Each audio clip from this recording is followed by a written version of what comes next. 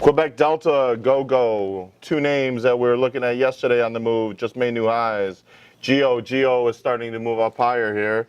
They are flashing on multiple screens. 540, that is that pre-market high. That is the high of the day right now.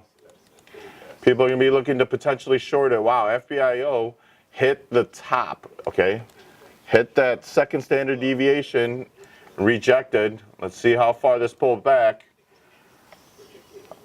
NBIO is doing the same thing. Hopefully we can get a fill.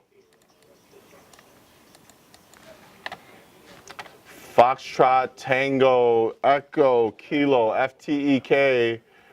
Huge volatility right now.